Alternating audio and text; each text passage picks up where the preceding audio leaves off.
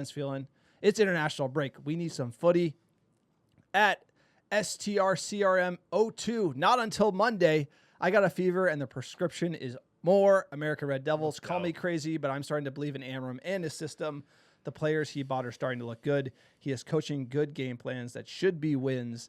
The lads just need to execute. Sir, how are you feeling? I understand where Starscream is coming from, but we've seen other teams starting to get momentum and then lack of conversion. You go through a tough patch, and then the bottom falls out, and that's what I want to avoid here. I want to avoid crisis Manchester United mode. We've seen it so many times over the last half decade, just time and time again. Ole, Ten Hag, and Ruben Amorim. Let's keep the heat down. Let's lower the temperature, and I think you do that by converting your chances. We created a lot of chances, but if you don't convert, it ain't worth nothing. It's a big match against City because we need to come out of this big run with a decent performance and an even better result. No, absolutely, and appreciate you supporting the pod as well, Starscream. For me, you can notice that we slant towards the INEOS director of football criticisms on this podcast because I really think that is the angle that we need to focus, because if you look at Amorim, he really didn't get the things he wanted, which was like an EPL-proven keeper, a strong midfield replacement, and you had INEOS putting their hands in the pie and giving him different players from the profile he wanted. So he's one arm behind the back. And remember, he came in halfway through last season because of the Eric Ten Hag firing. That wasn't good for Amorim. That didn't set him up well. And so he's under the cosh a little bit here at United. And then, great point on the bluffers, right? There's a bluffing element of United coming out well against Arsenal, laying off the gas against Fulham, wet noodling at Grimsby. Like, that isn't Amorim. The final in the Europa League, that to me was on Amorim. That was him. That was not a great performance from his end. And that's probably my biggest criticism of Amorim is that. I just feel like he pushes the players hard. They're not reacting well to that. I don't know if that means the players are necessarily right, but INEOS did not give him enough players to completely change the culture. So I feel like we are regressing a little bit with the bluffing core, I might say, despite selling a bunch of Manchester United players. At Olsen Dylan, what are acceptable results for the next two matches? Imagine most would have to say you have to win one. Are 2 draws enough? I think 2 draws are actually solid results. I guess how you each get the result matters too. Comeback draws look better than giving up the lead. Thoughts? You know, I think it's not apples to apples because, like, it depends on how you win, depends on how you draw, and it depends on how you lose. I think 2 draws would be a great result. You start losing both, you're in real big trouble. Even if, like, you fought well, you could have argued that you deserve to win. I could see a draw and a loss. I mean, I'm just saying. Shine it up. What have we seen thus far? What's the win rate? What's his win rate? It's not great. Shine it up. It's like, don't expect much. Depends how you get the draw. It's true, though. It's true. There's like, you could have draws where you got away with one. You could have draws where you should have won. Manchester United. This is Manchester United. Last season. Yeah, I keep saying that. It's like Sylvester Stallone, like United. We're gonna say that. This is Manchester United. What's acceptable to pundit, John? You cannot capitulate. I think that is like you cannot just die like on the field. Like so you cannot just get blown out. You can't get blown out. Cannot. That's it. You have to be able to be in each of these games, like you said, and so how you get the results matter. I think the Arsenal loss is a great performance. I think the Fulham result is very disappointing. Grimsby likewise, and then Burnley's like kind of like there's some positives there, right. But it's a bad Burnley side. I don't know how I should feel about it, but if we kind of fight hard and we start seeing Amorim's system and plan exposed and the players really digging in, that's what I want to see. So you just can't lose like 4-1 to City. You can't follow it up with a 3-0 to Chelsea. Like, you know, that would be sort of dead man walking territory. We don't even want to get near there. So these players, I don't trust them. Amorim looks wary of them as well. You saw the Grimsby Town interview. So we're going to see what we get. And I don't think anyone knows what we're going to get. You could have the performances of the season in these 2 games. Good. You could have 2 wins. You could have just like on aggregate losing 10-2. You don't know. And that's what is so scary as a fan is I always have that hope that we're going to just kind of rise to the occasion. But there's that kind of, I don't know, that voice in the back of my head that's like, oh no, this could get ugly. At @_Cole18, City and Chelsea coming up in big games for momentum. Will the players have the balls to step up and take his system to them?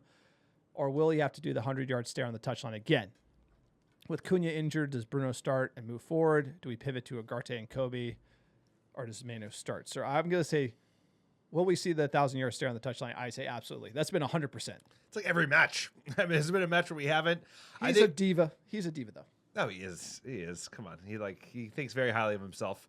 We like him, but let's earn it. Let's earn it in a real league and not in Portugal.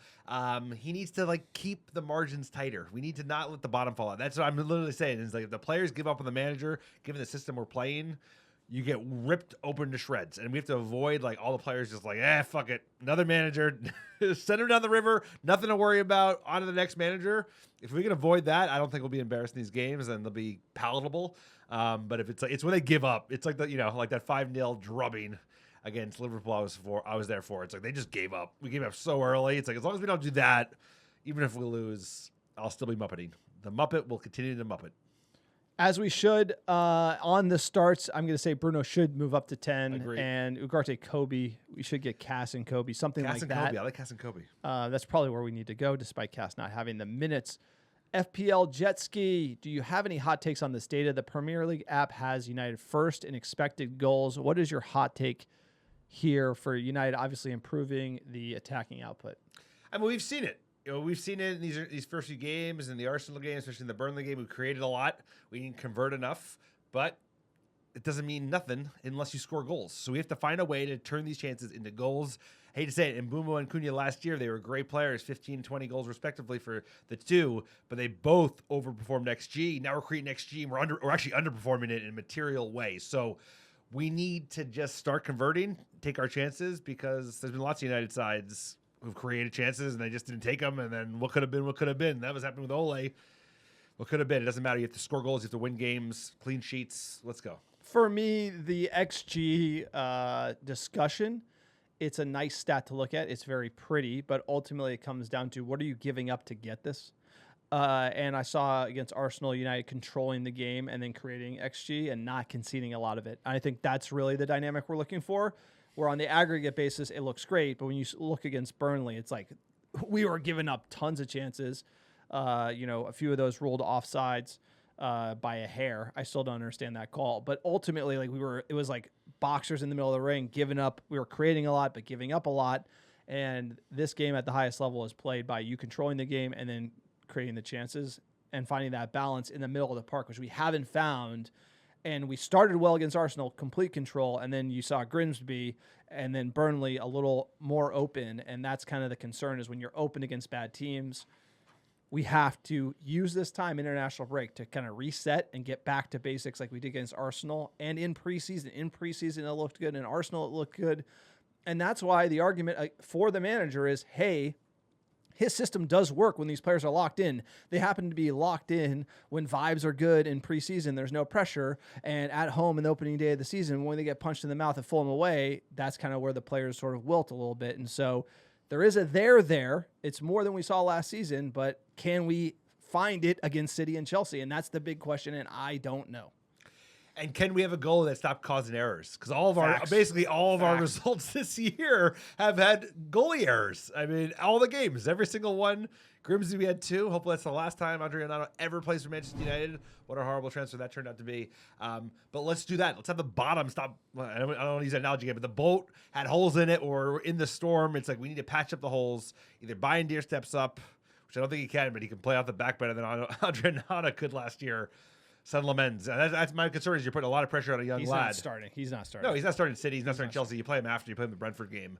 But we need a goalie to step up and stop causing errors because that's what's killing United.